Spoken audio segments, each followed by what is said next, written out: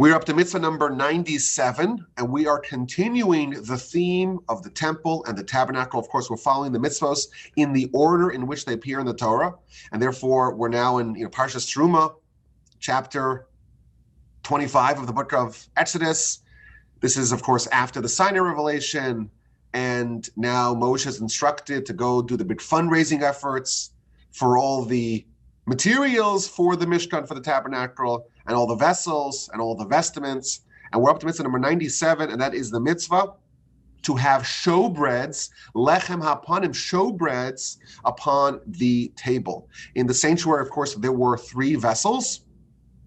There was the menorah, there was the golden altar, the inner altar as it's called, and then there was the table, and then that's the sanctuary, and then the Holy of Holies, which is kind of the next level, the inner sanctums of the temple and tabernacle. There was the ark, which we spoke about last week. But there's a mitzvah number 97, to place bread, showbreads as they're called, and frankincense on the table at all times. The verse says in chapter 25, verse 30 of the book of Exodus, you should place bread before God at all times upon the table, and that is mitzvah number 97.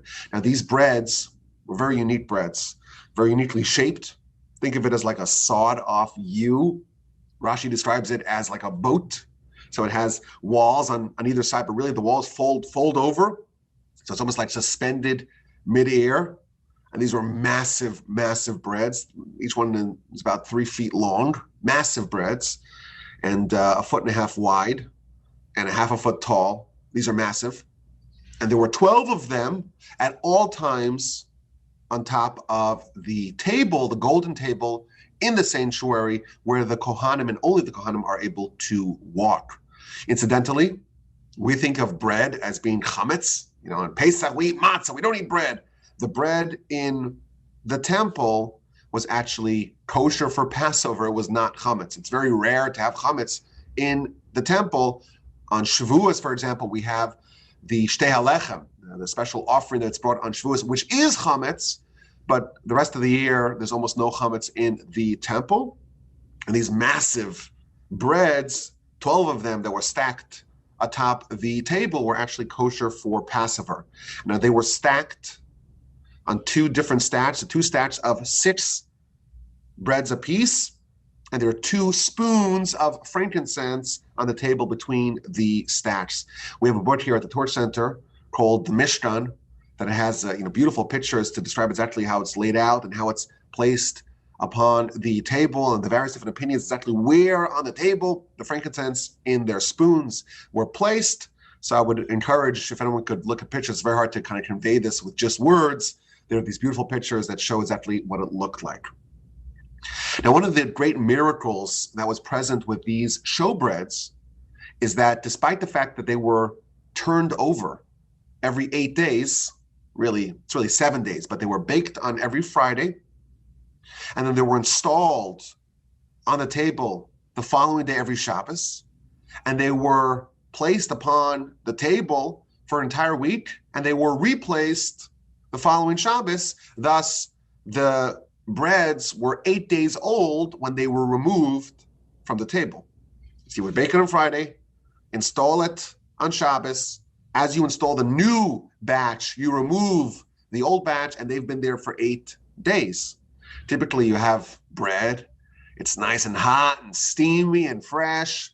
And then the next day later, I don't know, it's not as good. And, 8 days later, it's moldy and it's all terrible.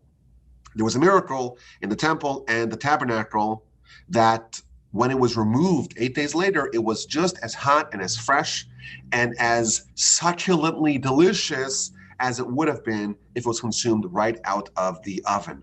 After 8 days, the breads, the 12 breads that were removed, are distributed to the Kohanim, to the Kohen Gadol, to the Kohanim, both the incoming cohort and the outgoing cohort, and they were as fresh as when they were initially installed.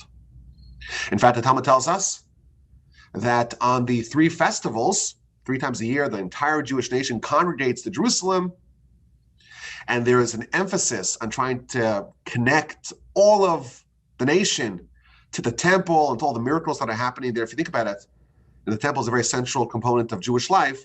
But if you're living in the north of Israel, or you're in what's now today Lebanon and Syria, which is part of biblical Israel, your life is your life. And you show up, once, twice, 3 times a year to the temple.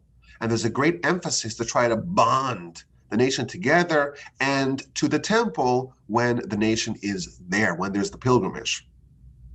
So, for example, the Talmud tells us that on the festivals, they would open up all the curtains and allow everyone to look inside the Holy of Holies, and they could see the 2 cherubs embracing each other.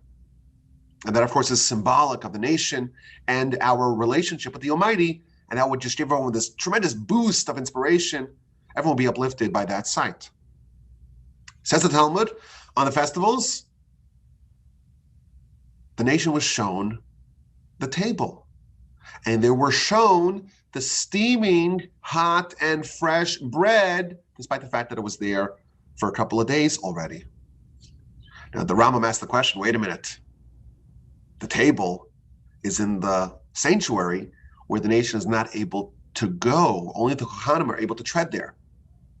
So he says that they would actually lift the table and elevate it to a height where everyone could see it, and they would see the steam coming out of the bread, even though the bread has been there for a couple of days, even though sometimes it was there already for 8 days, it's been baked 8 days ago, but everyone will be very impressed and excited to see this wonderful miracle. So this is mitzvah number 97, to have these showbreads upon the table at all times. Together with the showbreads are those 2 spoons of frankincense. Now, with every mitzvah, we try to understand a little bit of the reason behind it. What is the reason? What can we understand about this particular mitzvah? And in general, the whole idea of the temple and the tabernacle and the sacrifices and the various services in the house of God, we struggle with it. Obviously God needs nothing. That's the definition that we have of God. He doesn't need any of our stuff. He doesn't need our food. We don't give him food. We don't give him anything to drink. He doesn't need the oil or the incense or the frankincense or the bread or the blood. All the sacrifices and all the services that we do in the temple and the tabernacle, they are a little bit mysterious to us. It's very hard for us to understand it. And here we're placing bread. Now, the bread is not consumed by God. It's consumed by the Kohanim. But there's a mitzvah to have that bread there at all times. In fact, even when you put in the new loaves, you can't remove the old loaves and place the new loaves upon the racks. You have to kind of nudge the old loaves out by pushing them with the new loaves. Why? There's a mitzvah to have bread there at all times. But the bread is consumed by the Kohanim. But why does there need to be bread before God? And we know, of course, we don't believe that we could give God anything. God is perfect, lacks nothing. If he lacks nothing, what are we doing? Why are we giving him things? Or at least that's what we're pretending to do. So this is a big question that I was trying to figure out. And the Sefer Chinuch, the book that we are using to guide us through the mitzvos, he makes a big emphasis, a few paragraphs long, to say that, of course, there is no benefit at all in this to the divine. And he actually quotes the Rambam in the Guide to the Perplexed, who says that he doesn't have an adequate rationale for the table and the breads. Aval hashulchan, this is the quote from the Rambam, but the table, v'hiyos halechem alav, and the fact that there's bread upon it, tamid, at all times, lo eda lo siba. This is the Rambam saying, I don't know a reason for it. It's hard for us to make a rational reason for this idea. Now, the Sefer Chinuch, he himself offers a nice idea. This is something that we've talked about in other contexts in the past. And he says that bread is really different. We talk about the bread and butter. There's something very basic about bread. It almost symbolizes sustenance. Bread is the most basic food that gives humanity continuity. Bread is the sustenance of man. And we need bread more than anything else. We need bread, water, that's just the basics. Food, shelter, water, that's what we need. That's the top of the bottom, I guess, of the hierarchy, of the Maslow's hierarchy. And therefore, because bread is really different than everything else, there is a need to have blessing in bread at all times. And he explains, if we do a mitzvah with something, it's a beautiful principle that he explains.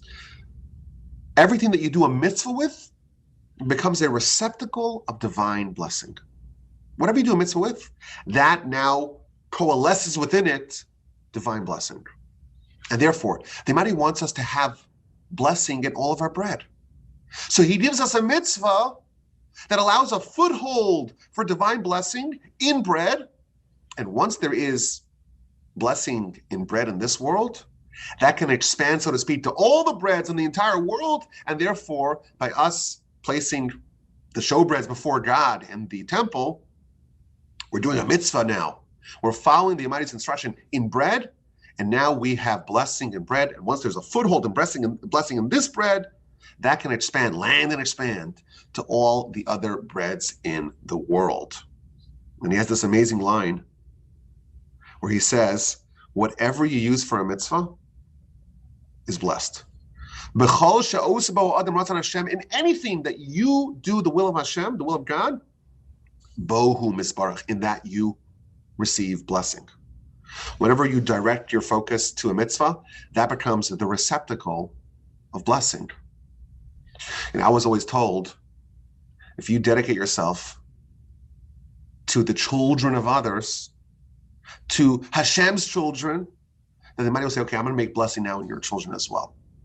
There's this idea, something that you dedicate yourself towards, you become now the recipient of blessing in that particular arena.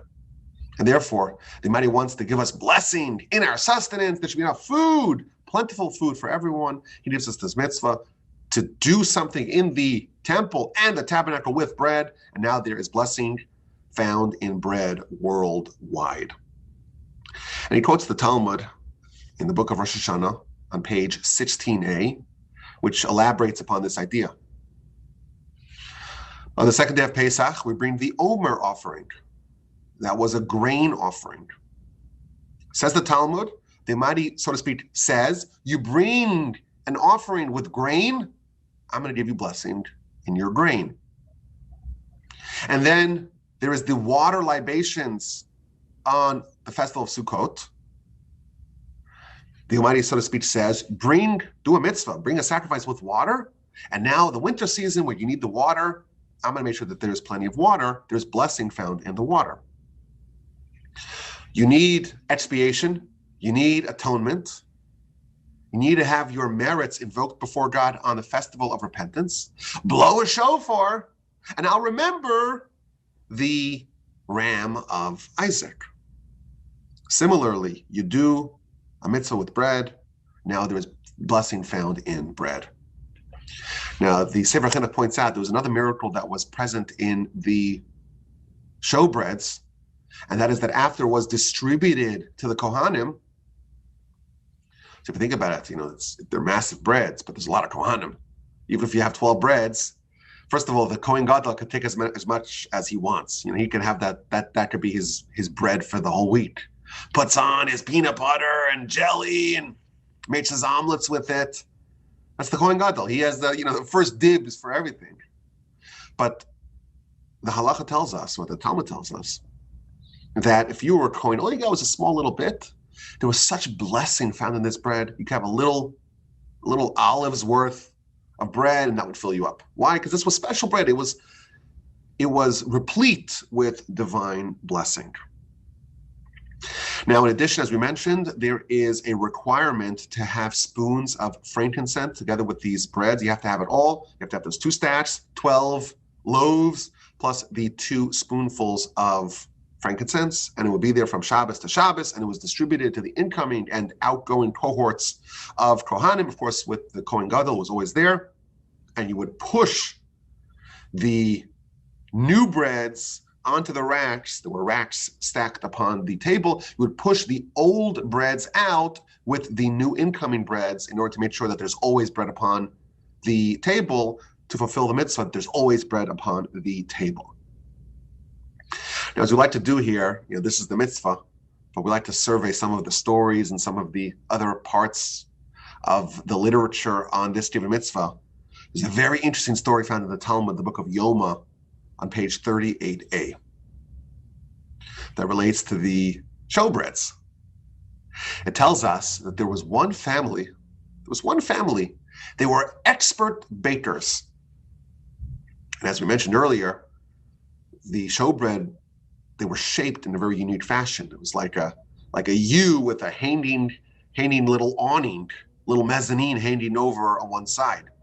You try to bake your bread like that, it's going to topple over. It's going to crumble. It's really hard to make a bread shaped like a U, especially when it's so large. So there's one family that they were expert bakers, and they knew exactly how to shape it in a way that it wouldn't crumble. And they were hired as the official bakers of the temple because they knew how to do it. But they refused to share their secrets with anyone else. They didn't want to share their know-how. And the Talmud tells us that they were castigated. They were disgraced by the sages because they were very protective over their trade secrets, and they didn't want to share it with anyone. And the Talmud tells us that the sages were not happy with this. This is not the Jewish way. You have a secret, especially with something that relates to the temple. You got your secret sauce, but spread it to other people because other people also want to do this mitzvah. But they said, no, we're not telling anyone how to do it. So what did the sages do? They fired them. This is like, Reagan dealing with the air traffic controllers. You don't like it? You don't like the terms? Okay, you're out. But now they needed to hire new bakers. So they went to Alexandria in Egypt. All the best artisans and craftsmen of the world were centralized there. And they went to interview some of the expert bakers in Alexandria. And they knew how to bake it, the Talmud tells us, but they couldn't remove it. I mean, they'll place it upon the oven, and they could get it right on the oven, but once they tried to remove it from the oven, it would crumble. Talmud explains that there was a fire inside the oven, fire outside the oven. All these different techniques that they tried didn't quite work. Moreover, the bread of the Alexandrians, it didn't quite have the right consistency, and it became moldy over time. So now you have no choice. You tried to fire the family that has all the secrets. You tried to hire a replacement, and you failed. So what do? You go back to the original family. And they went back to the original family, and they said, okay, you win. You're welcome back. You're reinstated. You're hired. And they said, no, we're not coming back. They're like, no, we're not coming back. So they said, we'll double your salary. We'll double the amount of money we pay for it. Okay, you have my intention now. And they, in fact, capitulated, and they resumed their duties as the bakers of the temple. Now, the Talmud tells us the postscript of the story. The sages asked them, well, why are you so protective over your trade secrets? And they responded, because we have a tradition that the temple is not going to endure forever. It's going to be destroyed. And what's going to be when it is destroyed? And now our secret is out. Someone is going to use this secret and use it for an idol. Someone's going to take the secrets that we have for God and use it for a pagan deity. And therefore, we're not spreading it to anyone. And the Talmud ends with a nice compliment to this family, even though they were the experts. They knew exactly how to do it. And there was maybe a concern that maybe they were baking some extra special bread on the side for their family. They would do some surplus baking on the dime of the coffers of the temple in order to just have some food for their family. Says the Talmud, the one compliment that can be extended to this family is that none of the children of this family were ever found with clean, refined bread of fine flour. The flour that was used for the showbreads was completely refined and just wonderfully high quality, and no one in this family, none of their kids were ever walking around with a bagel of refined flour. Why? To remove all doubt or to remove any suspicion that they were using the temple funds to feed their family. Now, just as an aside, there is a very interesting Maharsha comment to this story. You know, we're told in the Talmud that this family was rebuked. They are forever placed in ignominy because they refuse to share their secrets. But they gave us their reason. It seems like it's a legitimate reason. They don't want these secrets to be available to all, to be used for harmful purposes. So why are they criticized? It seems to be quite legitimate, a concern. You don't want the secrets of the temple to be in the hands of everyone, because then who knows what they're going to use it for. So why criticize them for it? So the Maharsha says something really interesting. He says, you know, the argument may seem sound, but the truth is, it was an excuse. It wasn't real. The real reason why they were protective over their trade secrets is because they wanted the monopoly. They wanted the monopoly and all the material benefits that the monopoly begot for them. That's the real reason. Everything else was an excuse. It was really the bias that they had. And they just justified it by saying, oh, we don't want it to be in the hands of other people because maybe they'll use it for bad purposes. But truthfully, what was actually happening beneath the surface is a concern that their monopoly will be disrupted. To me, this Maharsha is like a Kabbalistic, not a Kabbalistic, a Musar idea. This is like the idea of Musar, that you have to really understand what's actually happening beneath the surface. Someone could think that they're so righteous, but if you actually dissect what's actually behind their biases, what's really at the root of why they're doing what they're doing, sometimes you find things that are actually quite problematic. They're actually vestiges of bad character that's just being masked and masqueraded as good character. You know, just one more thing about the Showbreads. We just had in the Parsha the episode of the blasphemer, chapter 24 of Leviticus. And right before that, you have the second instance where the Showbreads are featured in the Torah. We're told about the Showbreads in chapter 24, Parshas Emor, in the book of Leviticus. And right afterwards, you have the episode of this blasphemer. This individual, his father was an Egyptian, incidentally, the Egyptian that Moshe killed, and his mother was a Jewess, so he was a Jew, but he was a malcontent, and he blasphemed, and he was executed. So Rashi gives us three interpretations, you know, why the verse says that he departed. The verse says, Vayetze, he departed. What did he depart from? So one of the opinions is that he departed from the most recent part of the Torah. The episode of the blasphemer comes immediately after the description of the Showbreads. And he was ridiculing the Showbreads. He's saying, why are you having this old and rusty and moldy bread? 8 days old. It's not befitting. You have to have fresh bread. And that was what he departed from. Rashi brings other opinions. He departed from the court because he was, given that his father was an Egyptian, he wasn't part of any of the tribes. And his mother was a Jewess, so he was halachically a Jew. And his mother was from the tribe of Dan, Shalomis Bas Divri, she was from the tribe of Dan. And he thought that he has the right to encamp in the tribe of Dan. And he came to pitch his tent in the tribe of Dan. And someone said to him, hey, buddy, what are you doing here? You're not a Danite. You're not from our tribe. You have to leave. And he says, well, mom's from the tribe of Dan. He says, yeah, great, but where's your dad from? And the lineage of the tribal system goes through the dad. And your dad is not a Danite, he's an Egyptian. You have no place here. So they went to court, and Moshe, in fact, ruled that because the tribal system follows the father, And this guy's father was not from the tribe of Dan. Therefore, he is not entitled to pitch his tent in the tribal lands of the tribe of Dan.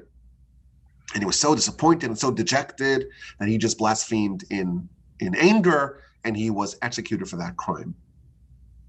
Now, incidentally, the verse proceeds by identifying this criminal's mother. She was Shalomis bas Divri. Shalomis bas Divri. And Rashi says that the word Shalomis from the word shalom, which means hi or greetings. And Divri, the word davar or dibur, means to speak. So Rashi tells us, based upon the Midrash, that there was something wrong with this woman. She was very chatty. She loved to talk and to say hi to everyone. And she was a little flirtatious. And that's how she ended up with this Egyptian man. She was a little bit overly friendly. And even though she was married to a different person, she ended up doing something or committing adultery of some sort with this Egyptian man. Why? Because she was overly flirtatious. She was always chatting and saying hi to everyone.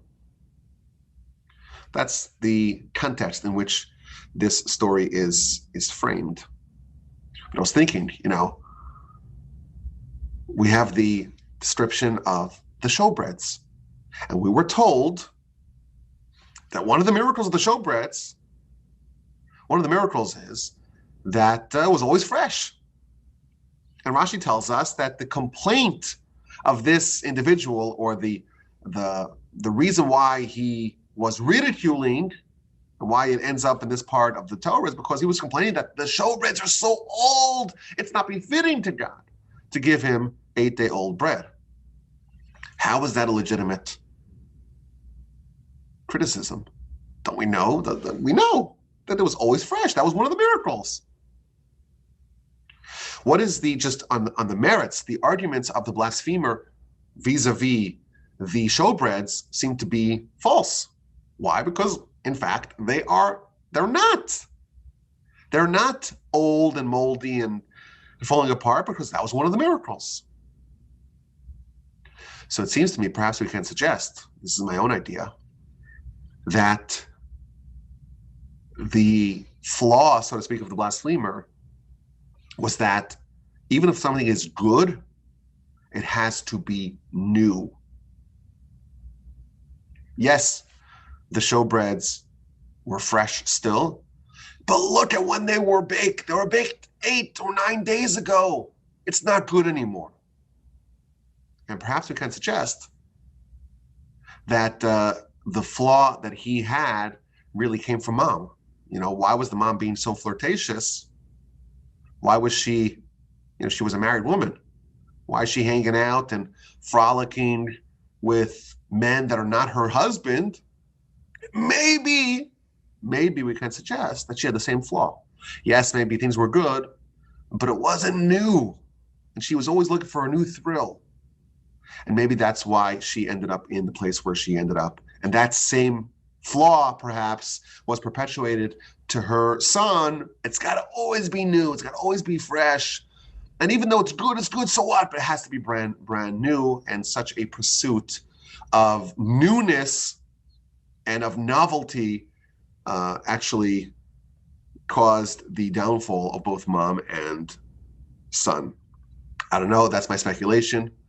That's my suggestion. But because we just read it in the Torah, I figured, and it's relevant to this mitzvah, it is something that perhaps I could suggest to y'all. You let me know if you agree with it. Of course, the email address is rabbiwolbe@gmail.com. But this is mitzvah number 97. In the temple, all the vessels, of course, have their purpose. And the table, one of the things that were done with the table was we placed these 12 showbreads from Shabbos to Shabbos. Afterwards, they were eaten by the Kohen. And that is mitzvah number 97, to place the showbreads with the levona, with the frankincense, upon the table at all times. Okay, who's ready for some questions? I'm ready. Let's go.